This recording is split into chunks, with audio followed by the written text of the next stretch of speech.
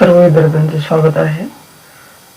आज आपण 12वी कॉमर्स मधील पार्टनरशिप फायनल अकाउंट या टॉपिक मध्ये पुढील एक्झाम्पल पाहत आहोत. यापूर्वी आपण काही उदाहरणं ऑनलाईन स्वरूपामध्ये पाहिली होती. आज आपण त्यापुढील क्वेश्चन पाहत आहोत. तुम्हाला ज्या नोट्स दिलेल्या आहेत, ज्या प्रिंट आउट दिलेल्या आहेत, त्याच्यामध्ये हा क्वेश्चन आहे. त्याच्यामध्ये प्रेरणा आणि प्रतीक्षा असं पार्टनरचं नाव त्या ठिकाणी आहे क्वेश्चनच्या. तर या क्वेश्चनचा वापर तुम्ही त्या ठिकाणी करायचा आहे.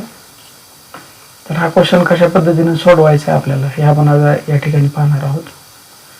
तुम्हाला जे नोट्स दिलेल्या आहेत त्याच्यामध्ये हा क्वेश्चन आहे. त्याच्यामध्ये तुम्ही पेन्सिलचा वापर करून स्टार वगैरे त्याच्यामध्ये सुरुवातीला आपण करतो नेहमीप्रमाणे, त्याप्रमाणे स्टार वगैरे करून घ्यायचे. तर सुरुवातीला आपल्याला दिलेलं from the following trial balance of Prerana and Pratiksha private limited. Prerana आणि प्रतीक्षा या दोघींची एक कंपनी आहे, त्याबाबत ही माहिती सांगितलेली आहे. तर या ठिकाणी त्यांचा कोणताही रेशो दिलेला नाही आपल्याला.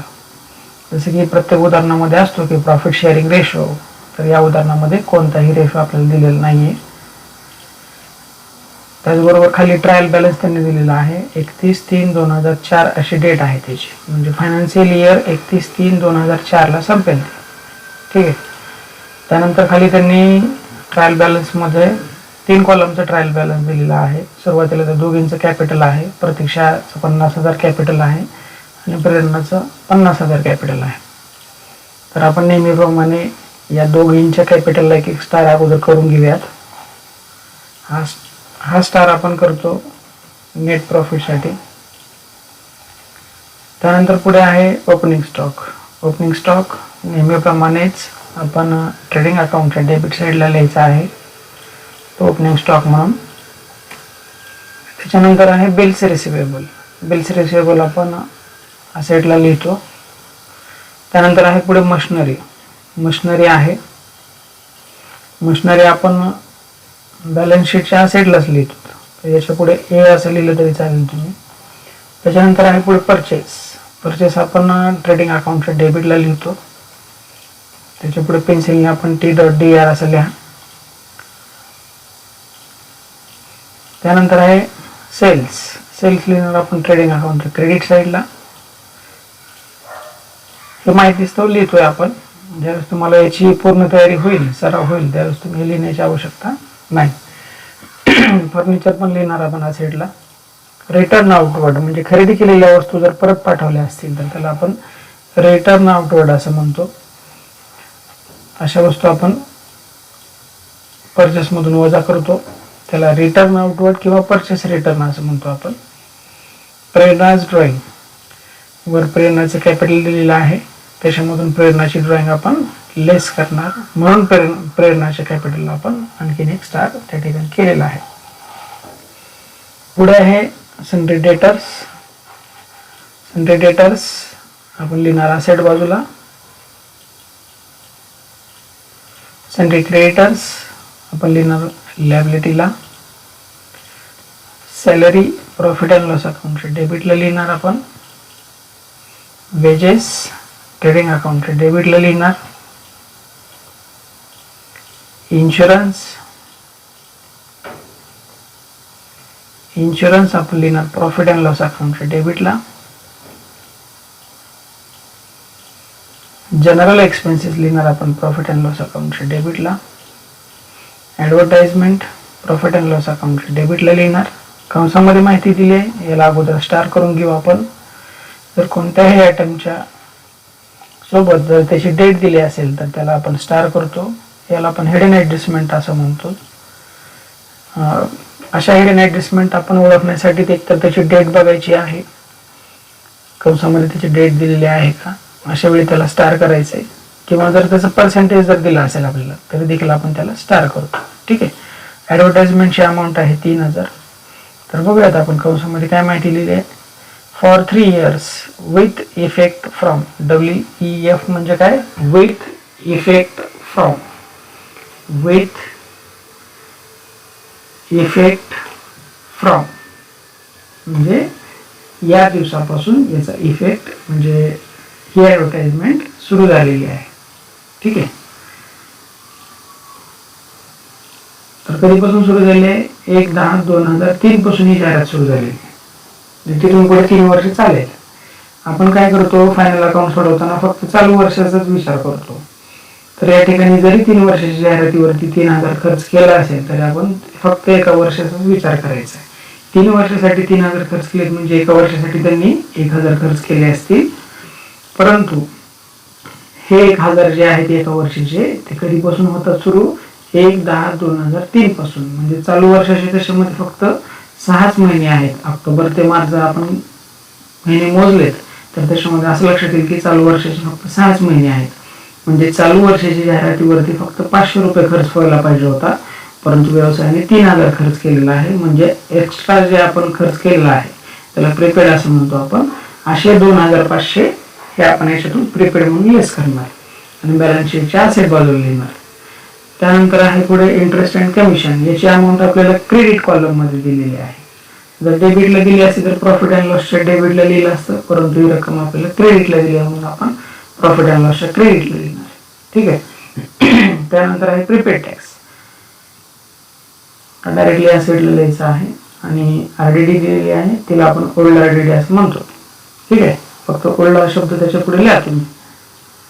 पुढे आपण पाहणार आहोत. माहिती दिसतो त्यांनी टोटल दिलेली आहे आपल्याला. त्यानंतर पुढे ऍडजस्टमेंट्स आपल्याला दिलेले आहेत. ऍडजस्टमेंट मध्ये पहिली ऍडजस्टमेंट त्या ठिकाणी आपल्याला त्यांनी दिलेली आहे. Closing stock was valued ₹35,000 and market value ₹40,000. Closing स्टॉकच्या दोन किमती दिलेल्या आहेत, 35,001 आणि 40,001. तर याच्यामध्ये आपल्याला नियम माहिती आहे की जी रक्कम कमी असेल ती रक्कम आपण क्लोजिंग स्टॉक म्हणून वापरतो.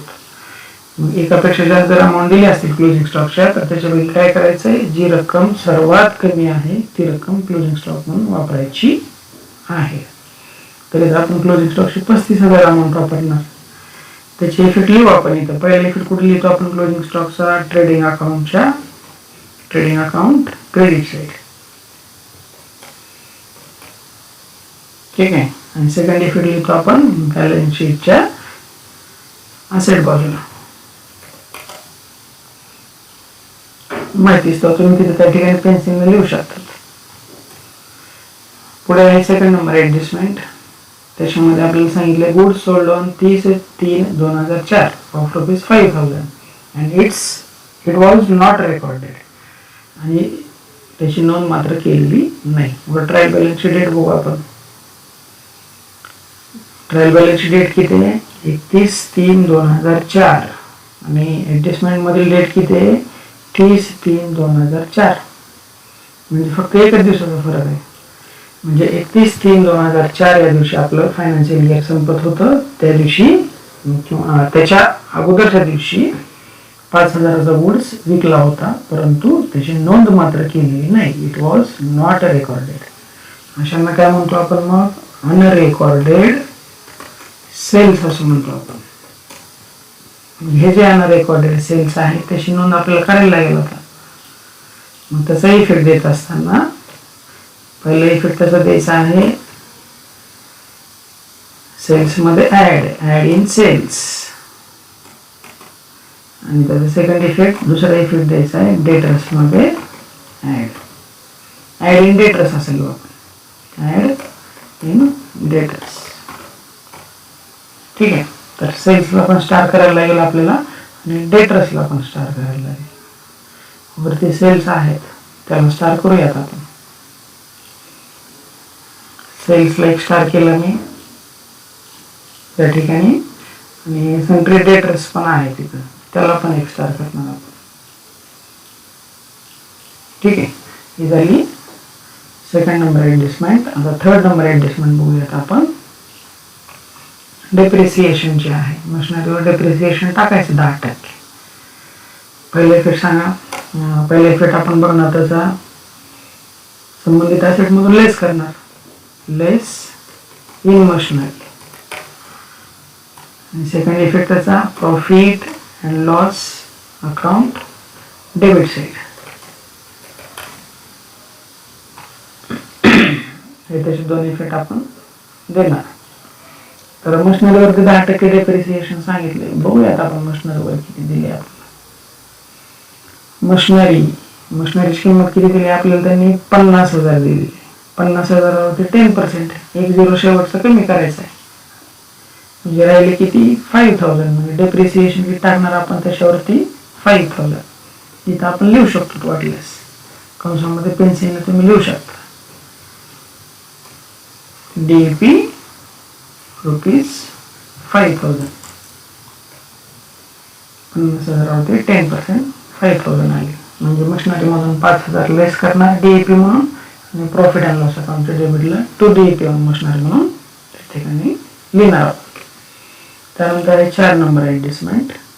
Create RDD 5% on debtors. डेटर्सवरती 5% RDD क्रिएट करायची आपल्याला. तर काय करतो आपण, याचा पहिला इफेक्ट डेटर्स मधून less in debtors. And second effect profit and loss account debit side.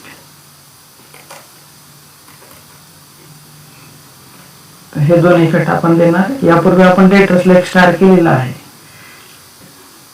आणखीन एक स्टार आपण डेटर्सला करूयात.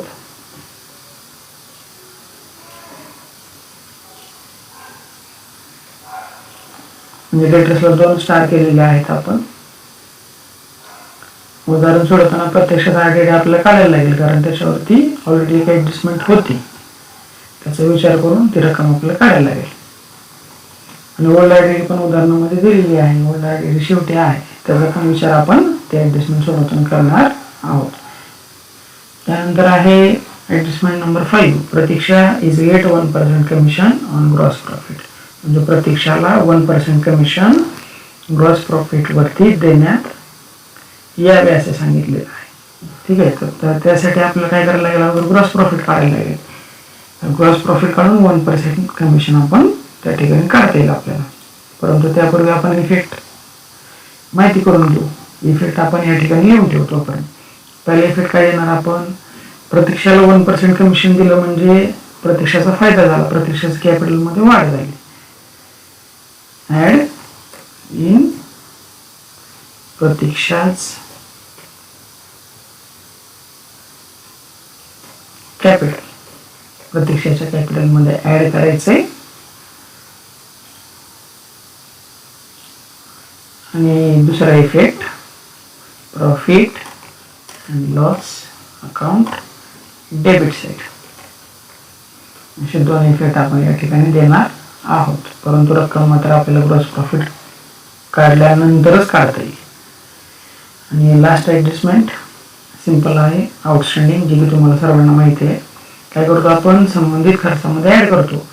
तर इथे काय सांगितलंय, outstanding salary ₹2,000 and wedges ₹1,000. Salary 2,000 द्यायची राहिलेली आहे आणि वेजेस 1,000 द्यायचे राहिलेले आहे. संबंधित खर्चामध्ये ऍड करतो आपण. मग ऍड एक्सपेन्सेस असं लिहू आपण इथं. आणि second effect balance sheet liability side. हे 2 इफेक्ट आपण त्या ठिकाणी देणार आहोत. ठीक आहे. आपण अगोदर फक्त स्टार वगैरे करतोय, कुठल्या ऍडजस्टमेंटचे कसे इफेक्ट द्यायचे हे आपण या ठिकाणी सुरुवातीला लिहितोय. ठीक आहे. तुम्हाला जो क्वेश्चन दिलेला आहे त्याच्यावरती पेन्सिलचा वापर करून तुम्ही इफेक्ट वगैरे त्या ठिकाणी लिहू शकता तात्पुरते. प्रत्यक्षात आपण उत्तर लिहायला आणखी सुरुवात केलेली नाही. तर हे जे ऍडजस्टमेंट आहे याच्यामध्ये काय सांगितलंय, आउटस्टँडिंग आहे सॅलरी आणि वेजेस. तर सॅलरीला पण स्टार करायला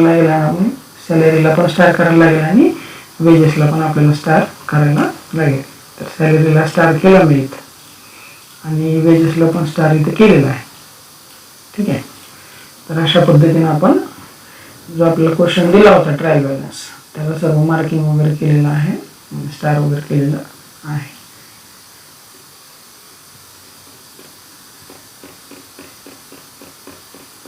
तर आता प्रत्यक्षात उदाहरण सोडवायला आपण सुरुवात करणार आहोत. पहिला अकाउंट नेहमीप्रमाणेच काढायचं आहे, ट्रेडिंग अकाउंट. त्याच्यावरती in the books of Prerana and Pratiksha असं लिहिलेलं आहे आपण. आणि डेट पण तशी लिहिणं आवश्यक आहे. For the year ended 31 March 2004. त्यानंतर सेकंड अकाउंट आहे प्रॉफिट अँड लॉस अकाउंट. याची पण डेट लिहिणं गरजेचं आहे. For the year ended 31 March 2004 आणि शेवटी balance sheet as on 31 March 2004. इथे काय केलं आपण, बॅलन्स शीट आणि प्रॉफिट अँड लॉस अकाउंट स्वतंत्र पेजवरती काढलेला आहे. ओके, तर स्टार्टिंग पासून आता तुम्ही क्वेश्चन जो तुमच्याकडे आहे त्याच्यामध्ये पाहून हे समजून घेऊ शकता. पहिल्यांदा आपल्या ट्रायल बॅलन्स मध्ये दिले दोघांचं कॅपिटल. कॅपिटल कुठे लिहितो आपण, नेहमीप्रमाणे बॅलन्स शीटच्या लायबिलिटी बाजूला पहिल्या वहीला कॅपिटल. पहिल्या पार्टनरचं नाव आहे प्रतीक्षा, 50,000. 2 स्टार आपण याला केलेले आहेत. 3 वळी सोडल्या आणि दोघांची मध्ये एक वळी सोडायची आहे. त्यानंतर आहे प्रेरणा,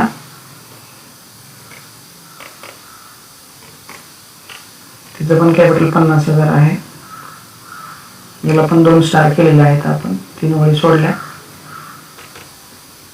त्याच्यानंतर आहे पुढे ओपनिंग स्टॉक.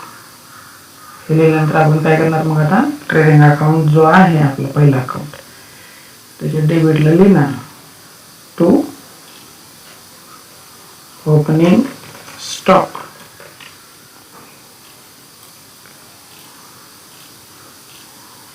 त्याची अमाऊंट आहे 40,000. आउटरला लिहिली कारण त्याला आपण स्टार वगैरे केलेलं नाही. त्याच्यानंतर आहे बिल्स रिसिवेबल. बिल्स रिसिवेबल आपण नेहमीप्रमाणेच असेटला लिहायचं आहे.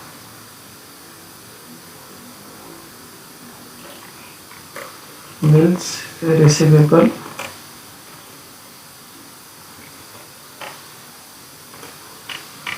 स्टार वगैरे नाही, याला 10,000 अमाऊंट आहे याची. आउटरला लिहून टाकू आपण.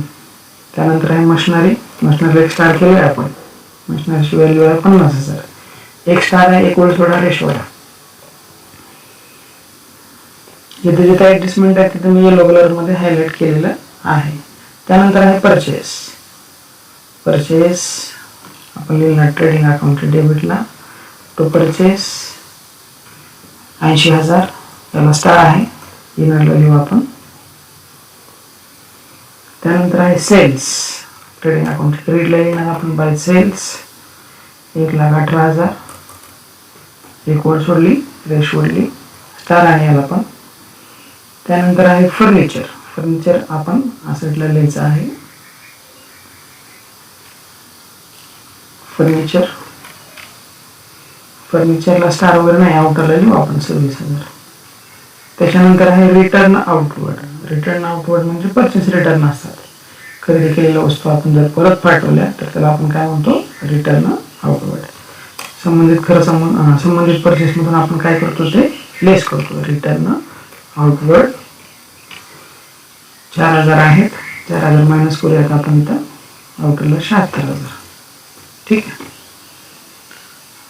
त्यानंतर आहे प्रेरणाज ड्रॉइंग.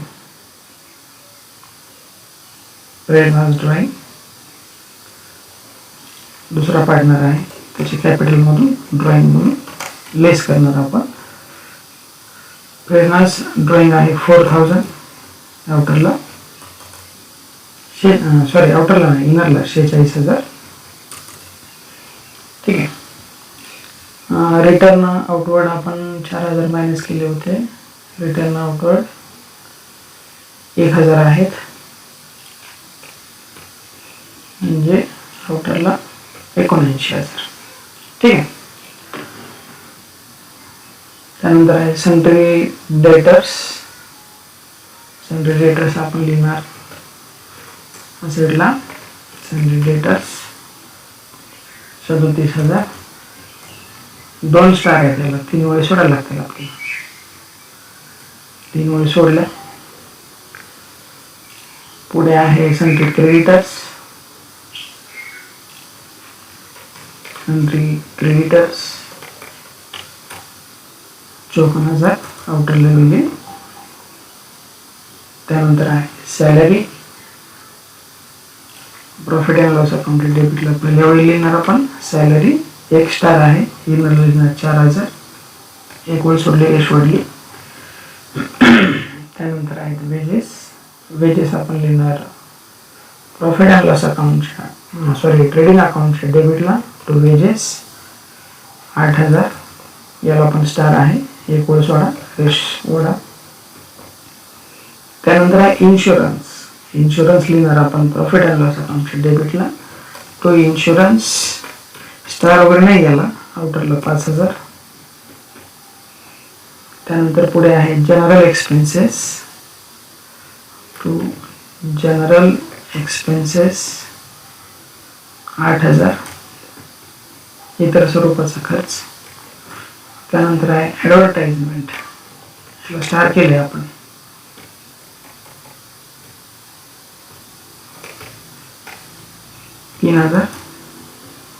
तीन वर्षासाठी 3,000 भरले होते, परंतु चालू वर्षामध्ये तरी 6 महिने आहेत, म्हणून आपण 500 फक्त ठेवणार आणि बाकीचे सगळे लेस करणार. ठीक आहे. ॲडव्हर्टाइजमेंट 2,500 प्रीपेड म्हणून आपण या ठिकाणी लेस केलेली आहे. बॅलन्स शीटच्या असेट बाजूला लिहूयात आपण प्रीपेड ॲडव्हर्टाइजमेंट. शॉर्टमध्ये लिहू तुम्ही, कारण जरा कमी आहे इथं. Prepaid advertisement.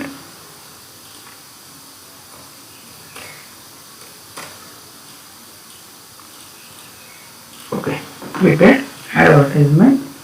त्यानंतर interest and commission. Interest and कमिशनची रक्कम आपल्याला देतानाच त्यांनी ट्रायल बॅलन्सच्या क्रेडिट बाजूला दिली. अशा वेळी काय करायचं आहे, प्रॉफिट अँड लॉस अकाउंट क्रेडिटला द्यायचे. Interest and commission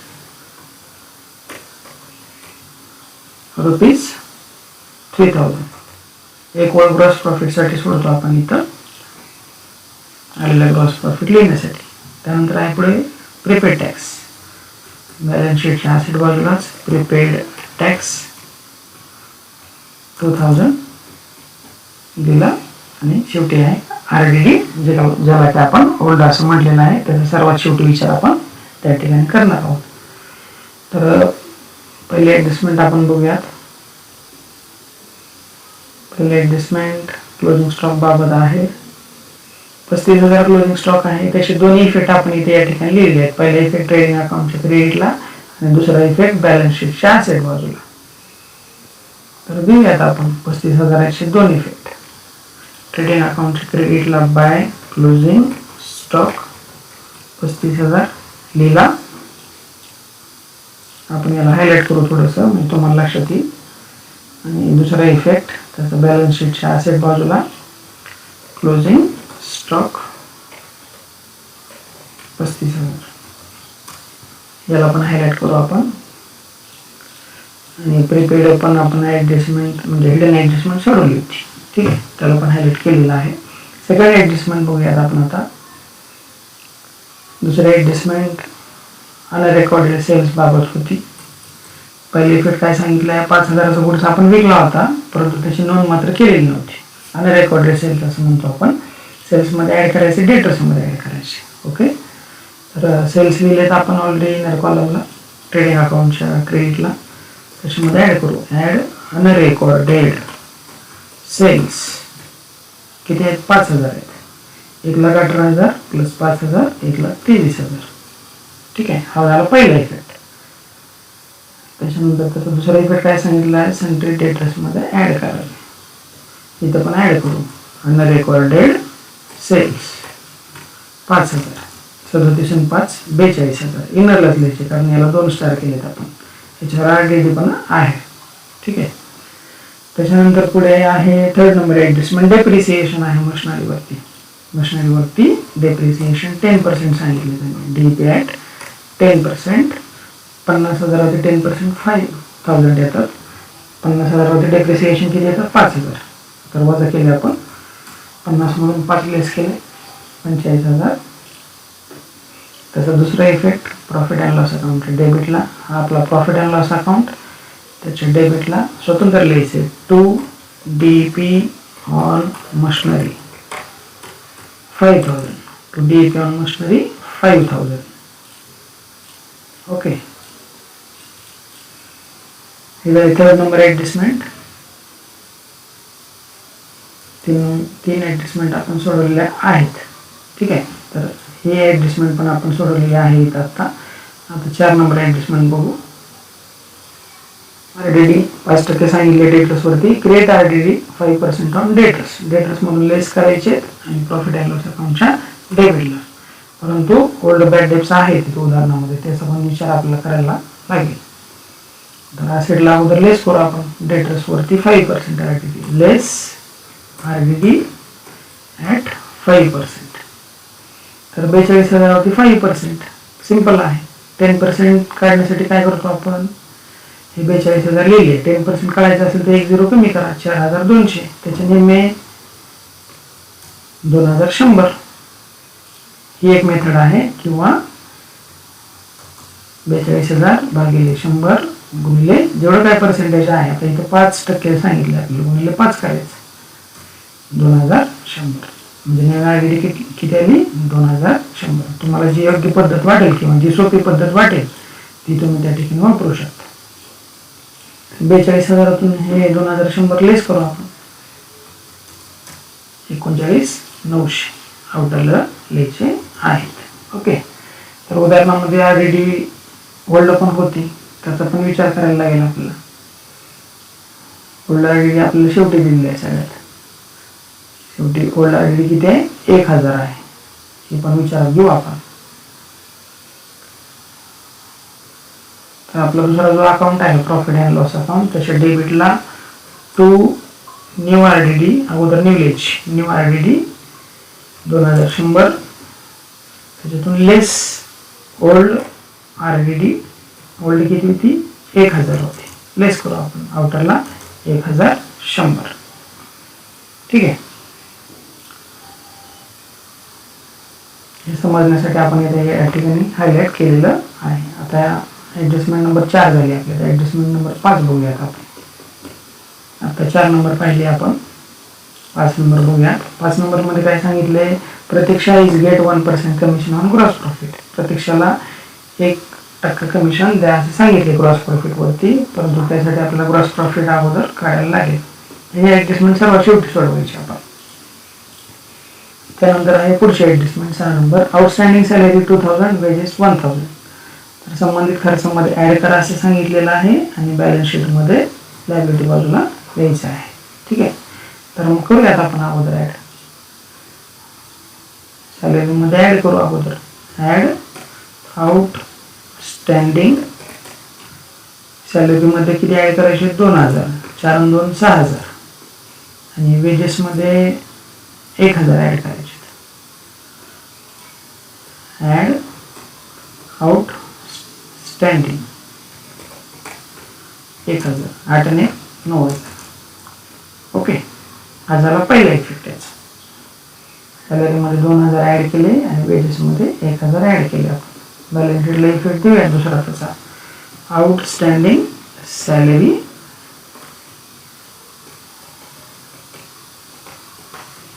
2,000, outstanding wedges 1,000. तुम्ही याची बेरीज पण करू शकता. 3,000ला 2 + 1, आउटरला 3,000 असं पण लिहू शकता तुम्ही त्याला. तर ही झाली सर्वात शेवटची ॲडजस्टमेंट. आता एक ॲडजस्टमेंट जी राहिलेली आहे, Pratiksha is get 1% commission on gross profit. त्यासाठी आपल्याला पहिला अकाउंट क्लोज करायला लागेल अगोदर. ग्रॉस प्रॉफिट आपल्याला काढायला लागेल. तर पहिला अकाउंट आपण क्लोज करू. पहिला अकाउंट आहे ट्रेडिंग अकाउंट, तो आपण क्लोज करू. क्लोज करताना बघायचं कोणती साईड जास्त आहे. क्रेडिट साईड जास्त यायची. 1,23,000 प्लस 35,000, 1,58,000. इथे लिहिले टोटलमध्ये. यांची टोटल केली आपण आणि इथे लिहिले. आता हेच टोटल कुठे घ्यायचे आहे, इकडे डेबिटला घ्यायचे. 1,58,000 आणि या 1,58,000 मधून या वरचे सगळे अमाऊंट लेस करायचे.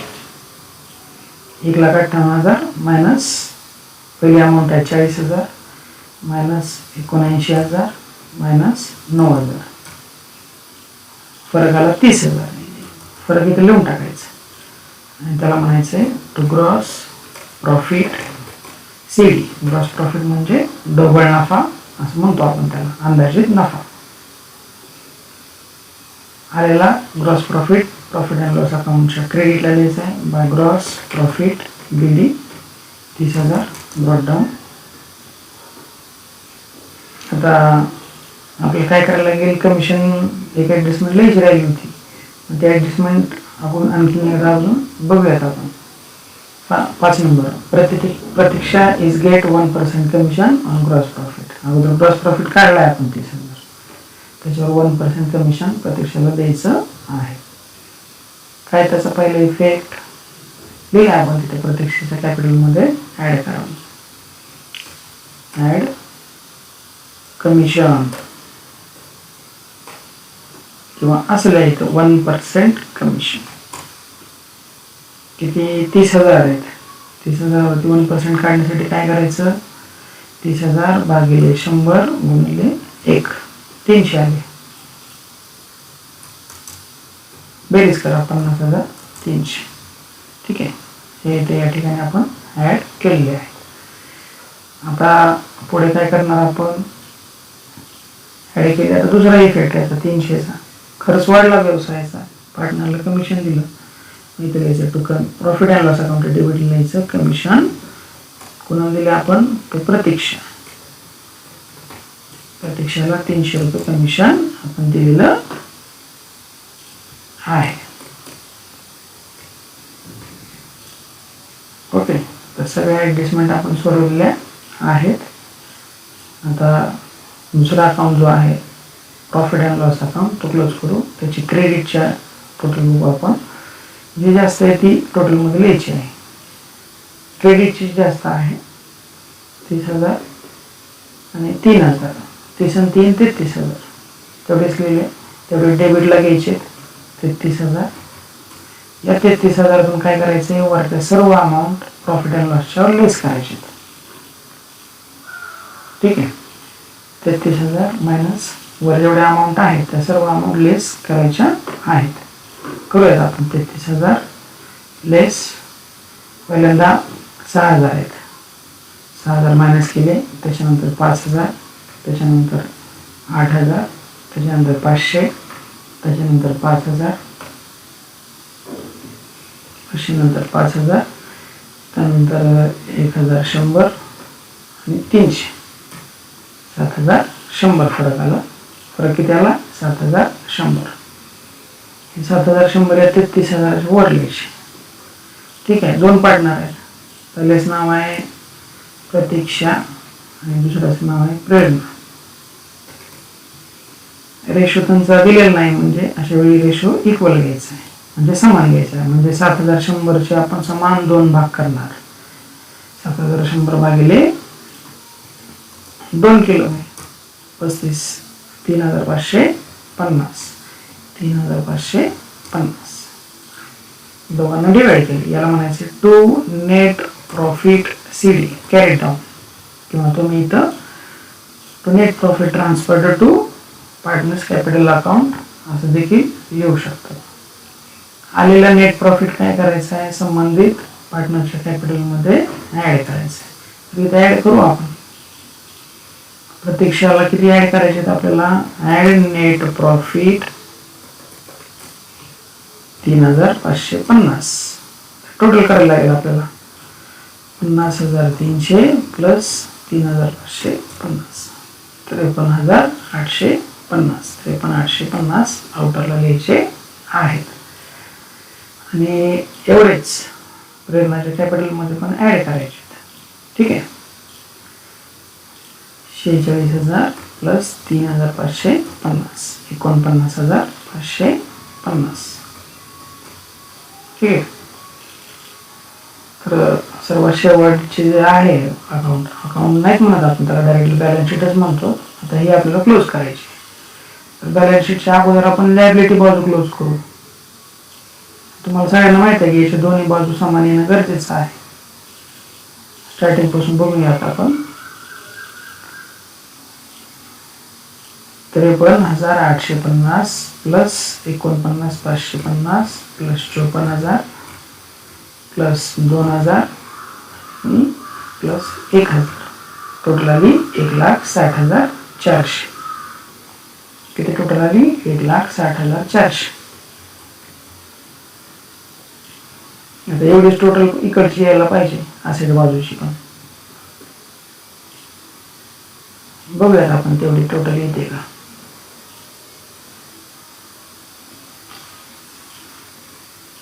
तर सुरुवातीला आहेत बेस रेशेबल असेट बाजूची म्हणजे इकडची टोटल बरोबर यायला पाहिजे तेवढीच.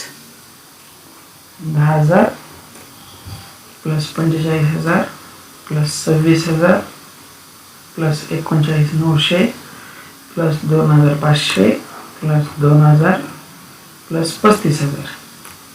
ठीक आहे. सेम तेवढी झाली 1,60,400. ही पण आपण तर लिहूयात.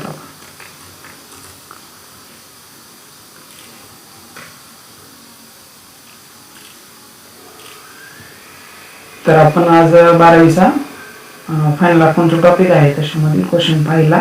यापूर्वी पण आपण काही क्वेश्चन पाहिलेले आहेत. सुरुवातीला मी काय केलं, अगोदर याला मार्किंग वगैरे करून घेतलं. तर या पद्धतीने अगोदर मार्किंग वगैरे केलं मी क्वेश्चन मध्ये. तुम्हाला ज्या नोट्स दिल्या त्याच्यामध्ये तुम्ही त्या क्वेश्चनच्या तिथं पेन्सिलला मार्क तिथे करू शकता. स्टार असेल किंवा कुठली रक्कम कुठं लिहायची. तर यासाठी तुम्ही मार्किंग अगोदर करून घ्यायचं आहे. आणि त्याच्यासोबतच आपण इथे हिडन ऍडजस्टमेंट एक शिकलो आज. कंसामध्ये जर माहिती दिली असेल तर त्या माहितीमध्ये डेट दिलेली आहे का बघायची. तर अशांना आपण काय म्हणतो, हिडन ऍडजस्टमेंट म्हणतो. हिडन ऍडजस्टमेंट आपण पर्सेंटेज वरून पण ओळखू शकतो. समजा 10% बँक लोन, बँकेकडून 10% इंटरेस्टवरती आपण लोन घेतला असेल तर त्याला आपण अशी जर रक्कम आपल्या ट्रायल बॅलन्स मध्ये दिली असेल 10% बँक लोन, तर ती कशी असणार आहे, हिडन ऍडजस्टमेंट असणार आहे. हे हिडन ऍडजस्टमेंट शिकलो आपण. ओल्ड आरडीडी लेस केली आपण न्यू मधून. पुढे आपल्या पुढच्या काही उदाहरणामध्ये पण आहे आरडीडी, तसे वेगळे प्रकार आपल्याला आणखी शिकायला मिळणार आहे. जसे की ओल्ड आरडीडी जास्त आहे, न्यू कमी आहे, हे आपण पुढे शिकणार आहे. पहिला आपण ट्रेडिंग अकाउंट आपण या पद्धतीमध्ये सोडवलेला आहे. जिथे जिथे ऍडजस्टमेंट होते तिथे आपण फक्त हायलाइट केलेला आहे. हा पहिला अकाउंट ग्रॉस प्रॉफिट 30,000 आला होता. हा दुसरा account profit and loss account. जिथं पण काय केलं आपण, जिथे जिथे ऍडजस्टमेंट आहे तिथं आपण हायलाइट केलेलं आहे. नेट प्रॉफिट दोघांना आपण सेम डिवाइड केला, कारण रेशो दिलेला नव्हता म्हणून आपण इक्वली घेतला. ज्यावेळेस उदाहरणामध्ये रेशो जर दिला नसेल तर त्यावेळेस आपण काय करायचं, रेशो समान घ्यायचा आहे, इक्वल घ्यायचा आहे. ठीक आहे. 7,100 ग्रॉस नेट प्रॉफिट आला होता, जो की आपण कॅपिटलमध्ये ॲड केला. 3,550. नंतर मी काय केलं, बॅलन्स शीटच्या लायबिलिटीची टोटल केली, ती आली 1,60,400. आणि परत असेट बाजूची टोटल केली, ती आली 1,60,400. तुम्ही खात्री करून घेऊ शकता. आणि सर्वात महत्त्वाचं म्हणजे बॅलन्स शीटची टोटल सेम येणं गरजेचं आहे, तरच आपण सोडवलेलं बरोबर आहे असं समजावे. एवढं सर्व लिहिल्यानंतर आपल्याला त्या ठिकाणी 15 मार्क्स मिळणार आहेत. मी आशा व्यक्त करतो की तुम्हाला सर्वांना हा क्वेश्चन अर्थ समजला असेल.